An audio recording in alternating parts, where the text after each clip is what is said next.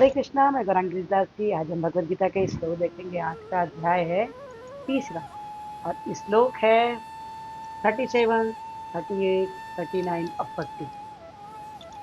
देखते हैं इस पर प्रभु अर्जुन को क्या समझाते हैं, हम भी समझने का प्रयास करते हैं। हरे कृष्ण। आज का श्लोक है 37 पहला। श्री भगवान वाच कामये क्रोधे च रजोगुण समुद्भव माशनो महापाम्मा विद्येन। 38 नंबर श्लोक। धूमेनाव्रियते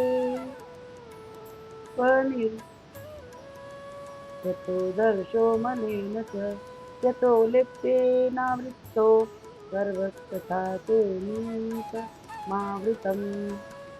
39 श्लोक। आवृत्ते ज्ञानमेतेन ज्ञानिनो वित्तवैरिणा कामरूपेण कौन्तेय दुष्पुरेणा मलिन च। आज का आखिरी श्लोक 40 नंबर।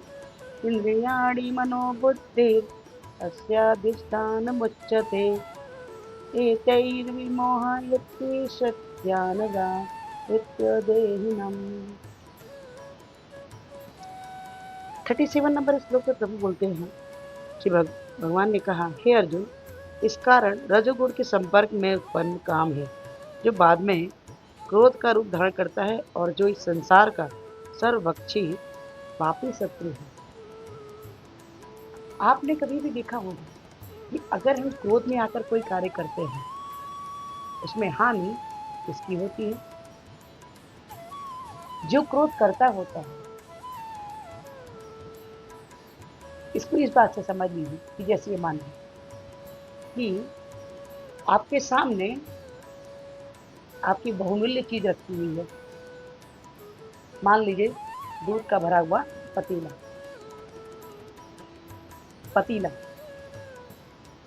अगर आप दूध को उबलने के लिए रखते हैं गैस के ऊपर में, और जब वो उबलता है, अगर आप उस समय ध्यान न दिए तो क्या होगा? दूध उबलेगा और बह के नीचे गिर जाएगा और वो किसी काम का नहीं है।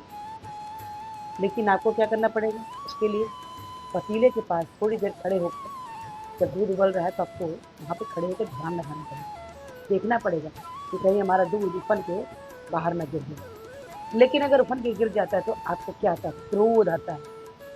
तो क्रोध आता है तो आप क्या करते हैं? पतीले के दूध को इस्तेमाल नहीं कर सकते। क्रोध करने से पतीले का जो दूध है सॉरी, पतीले का जो दूध है वो पतीले में वापस तो नहीं आएगा, लेकिन क्रोध करने के कारण आपका बीपी बढ़ेगा, आपकी बीमारियां बढ़ेंगी। डॉक्टर आपको आधी गोली जो देता था बीपी का, उसके जगह आपको एक गोली देने लग जाएगा। सबसे पहले हानि आपके शरीर की होगी। तो यहाँ पर कहा यह जा रहा है कि क्रोध करने से, किसी को चिल्लाने से, किसी को डांटने से, किसी और का अहित हो न हो, लेकिन हमारा शरीर में बीमारियां जरूर उत्पन्न हो जाती हैं। ये जो एक क्रोध रूपी जो एक पक्षी है, ये ऐसा पक्षी है जो आपको ही घायल करता है। कभी भी क्रोध करके आपको कुछ अच्छा हासिल होने वाला तो नहीं है, बिल्कुल भी नहीं। ये जो गुण है ये आता है रजोगुण के कारण। हमारे अंदर जब शरीर के अंदर रजोगुण की उत्पत्ति ज्यादा होती है तब हमें क्रोध आता है, ऐसे नहीं आता है। हमारा शरीर 3 गुणों से मिलकर बना है, सत्वगुण, रजोगुण, तमोगुण। आगे का श्लोक देखते हैं।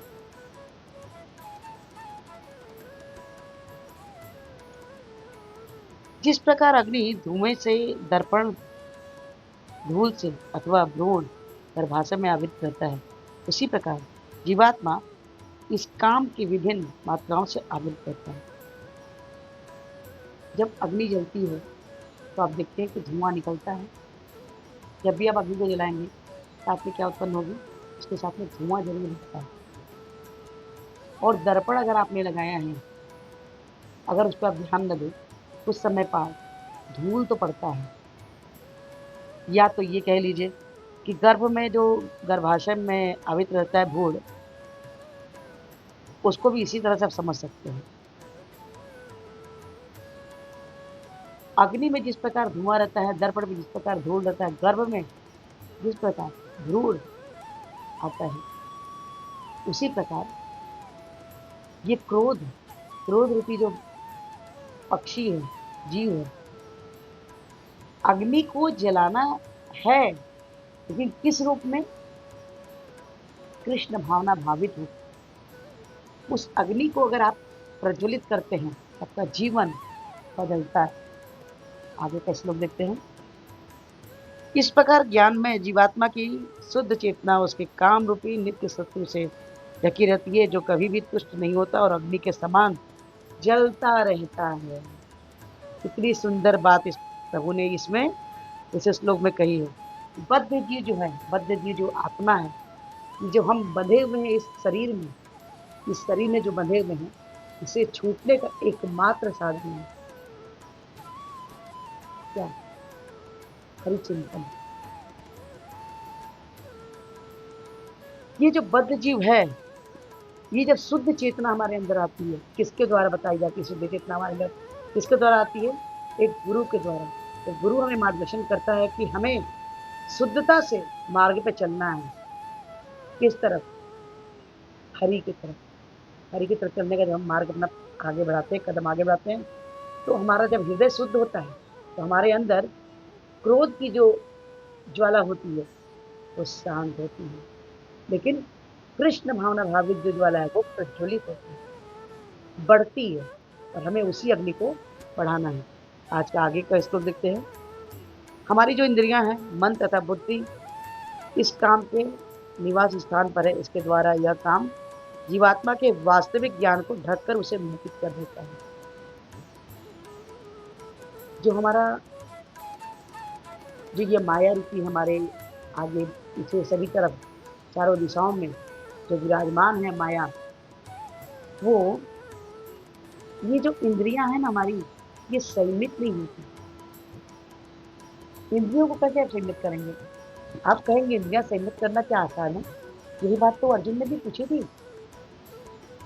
इंद्रियां, मन, बुद्धि, अहंकार, ईर्ष्या, द्वेष, हम इसी में तो पड़े हुए हैं। जब मन को आप पकड़ कर एकाग्रचित करके प्रभु के भजन में लगाएंगे, तो आप अच्छे से अच्छा इस जीवन में कार्य कर सकते हैं। अपने मन को, बुद्धि को, अहंकार को, सभी चीजें बेस्ट हैं, और आपको क्या करना है? हर चीजों का इस्तेमाल करना है प्रभु के लिए, कृष्ण के लिए, गुरु के लिए। हरि गुरु वैष्णव अगर प्रसन्न होते हैं, तो हम इस माया जगत में, इस माया जगत से बड़े आसानी से बाहर निकल सकते हैं। लेकिन रास्ता सिर्फ एक ही है, हरि चिंतन, हरि चिंतन, हरि चिंतन, हरि भक्त। आज का भगवद गीता आपका श्लोक कैसा रहा? अच्छा लगा हो तो लाइक कीजिए, शेयर कीजिए, सब्सक्राइब कीजिए, और इस वीडियो को अंदर करना कि हमारे प्रचार के बाद हमें हरे कृष्ण नाम जपने बोले हैं जिस प्रकार से है। हरे कृष्ण कृष्ण कृष्ण हरे हरे, हरे राम राम राम हरे हरे।